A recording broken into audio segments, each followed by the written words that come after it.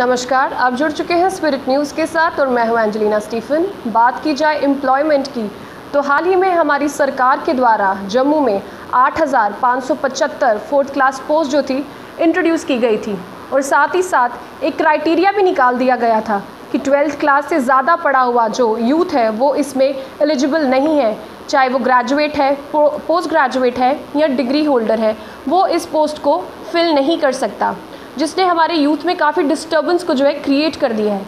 इसी पे बात करने के लिए हमारे साथ मौजूद हैं अखिल भारतीय विद्यार्थी परिषद के स्टेट सेक्रेटरी मुकेश मनहास जी। आइए उनसे बात करते हैं और जानते हैं। मुकेश जी, क्या कहना चाहेंगे आप? जैसे हमारे यहाँ पर एम्प्लॉयमेंट निकाली है हमारी गवर्नमेंट ने, तो साथ ही साथ ये भी उन्होंने ऐलान कर दिया है कि जो 12th क्लास से ज़्यादा एजुकेटेड है हमारा जो भी यूथ, वो इसको पोस्ट को फिल नहीं कर सकता।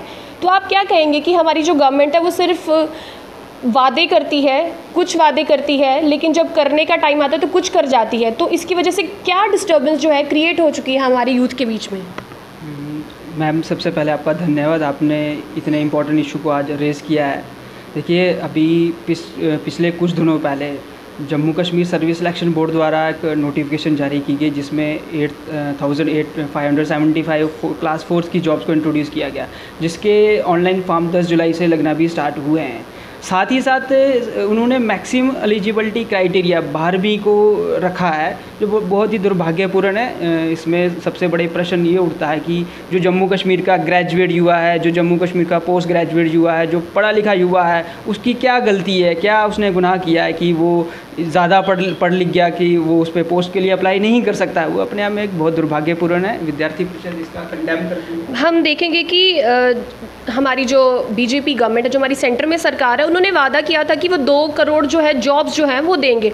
तो आपको क्या लगता है कि जब वो आने वाले होते हैं, इलेक्शंस होने वाली होती हैं, तभी हमारी जो गवर्नमेंट है वो ऐसे प्रोमिसेस करती है, वो वोट पॉलिटिक्स करती है, पब्लिसिटी स्टंट करती है और बाद में उनको पूरा नहीं करती? आप क्या बोलेंगे इस पे?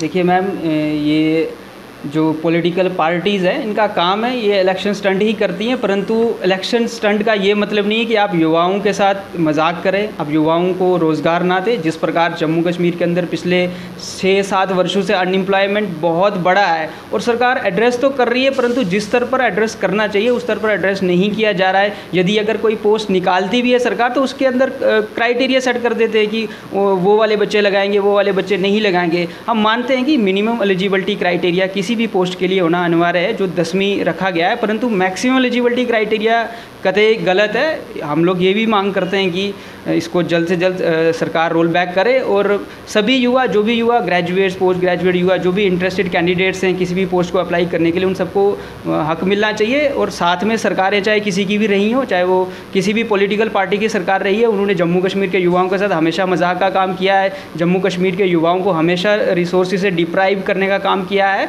तो अभी की सरकारों को जागना चाहिए, उनको अपने पॉलिसीज़ को दोबारा से उस पर होमवर्क करना चाहिए कि किस प्रकार जम्मू कश्मीर के अंदर अनएम्प्लॉयमेंट बढ़ रहा है, किस प्रकार उसको वो अनएम्प्लॉयमेंट को ख़त्म। बात की जाए जीएडी एस्पिरेंट्स की या फिर बात की जाए एग्रीकल्चर टेक्नोक्रेट एसोसिएशन की, उनके द्वारा भी हाल ही में कुछ प्रोटेस्ट, कुछ प्रेस कॉन्फ्रेंस हुई थी और साथ ही साथ जो हमारे आर्टिकल्स चेंज कर दिए गए हैं, उनको एसआरओज़ को लेकर भी काफ़ी प्रोटेस्ट होते हैं। कब तक हमारा जो यूथ है वो रोड पे बैठेगा? कभी बीजेपी ऑफिस के बाहर बैठना पड़ रहा है उनको प्रोटेस्ट करने के लिए, फिर वो ये भी कहते हैं कि अगर हमारी डिमांड जो है वो नहीं पूरी होती तो हमें हंगर स्ट्राइक तक जाना पड़ेगा। तो कब तक हमारा यूथ ऐसे ही रोड्स पे रहेगा? कब तक सफ़र करेगा? देखिए मैम, जितने भी हमारी जम्मू कश्मीर के अंदर पॉलिसीज़ बनी हैं, चाहे वो कोई भी पॉलिसीज़ बनी है, वो एक स्थायी पॉलिसी किसी सरकार ने नहीं बनाई है, सारी टेम्परेरी पॉलिसीज़ वो बनाते हैं। अभी सरकार को चाहिए कि जब भी कोई भी पॉलिसी बनती है तो उसका एक परमानेंट आधार पर वो पॉलिसी बननी चाहिए, युवाओं को एड्रेस करते हुए वो पॉलिसी बननी चाहिए। और जब भी खासकर Jammu Kashmir service selection board की रिक्रूटमेंट ड्राइव जब भी स्टार्ट होती है तो वो उसको कंप्लीट करने में 3-3, 4-4, 5-5 वर्ष लगा देते हैं, जो बहुत दुर्भाग्यपूर्ण है। सरकार को चाहिए कि कोई भी अगर रिक्रूटमेंट ड्राइव स्टार्ट करते हैं, जम्मू कश्मीर के अंदर कोई भी रिक्रूटमेंट ड्राइव स्टार्ट होती है तो उसको तुरंत लगभग 1 साल या 6 महीने के अंदर उनको कंप्लीट करना चाहिए, चाहिए। साथ ही साथ जिस प्रकार आपने कहा कि जो GAD एस्पिरेंट्स या टेक्नोक्रेट्स जिनका मुद्दा है वो उनका मुद्दा इम्पॉर्टेंट है और सरकार को उनको एड्रेस करना चाहिए। यदि आज युवा अगर सड़कों पर उतरा हुआ है तो सरकार को उनके मसलों को सुनना होगा और उनके हर प्रश्न का उत्तर देना होगा और उनके लिए परमानेंट सॉल्यूशंस ढूंढने होंगे। ऐसे जो हालात बन रहे हैं, प्रोटेस्ट हो रहे हैं, तो आपको क्या लगता है कहाँ पे जा रहे हैं हमारे यूथ का फ्यूचर? क्या एजुकेशन की कोई वैल्यू नहीं रही है? देखिए, जिस प्रकार से अभी सरकार द्वारा क्लास 4 के लिए मैक्सिमम एलिजिबिलिटी क्राइटेरिया 12वीं को रखा गया, तो उससे यही प्रश्न उठता है कि जिन बच्चों ने ग्रेजुएशन पोस्ट ग्रेजुएशन किया है, क्या अभी हाईली क्वालिफाइड होना क्या अपने आप में एक बहुत बड़ा प्रश्न है क्या? तो इसी में सरकार को सोचना चाहिए कि हम लोग क्या पॉलिसी बना रहे हैं। क्या जम्मू कश्मीर को यहाँ की ब्यूरोक्रेसी चला रही है, जम्मू कश्मीर को लेफ्टिनेंट गवर्नर का एडमिनिस्ट्रेशन चला रहा है, या केंद्र शासित केंद्र सरकार यहाँ चला रही है? तो पूरे सबको उनको बैठना चाहिए और कोई भी पॉलिसी फ्रेम जो जब भी होती है तो जम्मू कश्मीर के युवाओं को ध्यान में रखते हुए किस प्रकार प्रैक्टिकली ग्राउंड के अंदर उन पॉलिसीज़ का इम्प्लीमेंटेशन हो सकता है, उनको ध्यान में रखते हुए पॉलिसीज़ बनानी चाहिए। परंतु जम्मू कश्मीर के युवाओं के साथ बहुत सभी सरकारों ने मजाक करने का काम किया है। ये सरकार भी वही काम कर रही है, इसलिए इस सरकार को सोचना चाहिए कि हम कोई भी पॉलिसीज़ बनाते हैं उसको ध्यान दें। और दूसरा, जो भी सरकार ने वादा किया था कि हम लोग 50,000 60,000 या 1 लाख जॉब्स देंगे, तो उन जॉब्स की प्रक्रिया जल्द से जल्द सरकार को स्टार्ट करनी चाहिए। बात की जाए वुमेन एम्पावरमेंट की, तो हम देखेंगे कि जगह जगह पोस्टर्स हैं, आपको दिखेंगे बेटी पढ़ाओ बेटी बचाओ के पोस्टर। तो कहाँ पे जा रहा है हमारे जो देश की बेटियाँ, उनका जो फ्यूचर है वो कहाँ पे जा रहा है? देखिए मैम, अभी केंद्र सरकार द्वारा कुछ अच्छी स्कीम्स भी चलाई गई हैं, ऐसा नहीं है कि नहीं चलाई गई हैं, परंतु जो एक्सपेक्टेड यूथ करता है वो उस लेवल का भी नहीं हुआ है। वो एक अपने आप में प्रश्न है। जितना यूथ की एक्सपेक्टेशन सरकार से रही है उस स्तर पर आज तक सरकार खरी नहीं उतरी है। और जम्मू कश्मीर के परिप्रेक्ष्य में अगर कहूँ तो जम्मू कश्मीर के अंदर 100 में से सरकार ने 10 ही नंबर यहाँ का युवा उसको देगा। तो सरकार को चाहिए कि चाहे वो वुमेंस का इशू हो, चाहे वो आम विद्यार्थी का इशू हो, सभी इश्यूज़ को एड्रेस करे और एक परमानेंट सोल्यूशन या परमानेंट पॉलिसीज़ अगर कोई भी सरकार आती है तो परमानेंट पॉलिसीज़ जम्मू कश्मीर के युवाओं के हित में बने। हम देखेंगे कि जब आर्टिकल 370 हटाया था तो हमारी जो भाजपा सरकारों ने काफ़ी ज़्यादा प्रोमिसेस किए थे कि 50,000 जो नौकरियां हैं वो देंगे, इंडस्ट्रीज़ आएंगी। तो आपको क्या लगता है कि ये सब फेक था, क्योंकि अभी तक कुछ ऐसा हुआ नहीं है?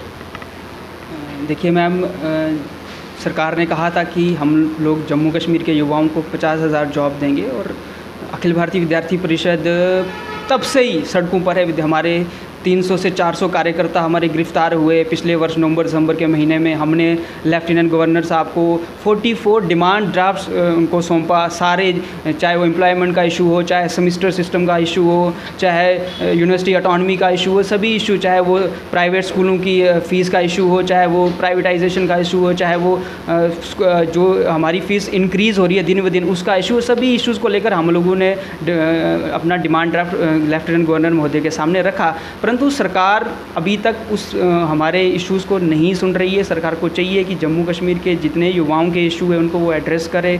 साथ ही साथ अगर सरकार द्वारा 50,000 जॉब्स का वादा किया गया तो उसको वो तुरंत फिल करना चाहिए। अभी उन्होंने, चाहे वो असिस्टेंट अकाउंटेंट बैंकिंग के सेक्टर्स में, चाहे क्लास 4 के में, उन्होंने कुछ जॉब्स क्रिएट की हैं और उसकी एडवर्टीज़मेंट अभी हम सबके समक्ष आई हैं, परंतु उसके अंदर भी उन्होंने क्राइटेरिया लगा रखे हैं। तो जम्मू कश्मीर का युवा त्रस्त है, जम्मू कश्मीर का युवा चाहता है कि सरकार यदि कोई भी प्रॉमिसेस करती है तो उसको फुलफ़िल करे और 50,000 जॉब्स की प्रक्रिया जब भी सरकार स्टार्ट करती है उसको तुरंत फिल करे। और मेरे को लगता है कि कम से कम सरकार को अगले 6 महीने या 1 वर्ष के अंदर पूरी जॉब्स को यहाँ पर कंप्लीट करना चाहिए। बात की जाए हमारे उन यूथ्स की जो PhD होल्डर है, जिन्होंने इंजीनियरिंग करी है, वो कहाँ पर जाएंगे? क्योंकि जम्मू में ना गवर्नमेंट सेक्टर रहा है ना प्राइवेट सेक्टर रहा है और कहीं ना कहीं उनकी एज भी हो रही है फॉर्म फिल करने की। तो इस पर वो जो युवा हैं वो क्या करेंगे?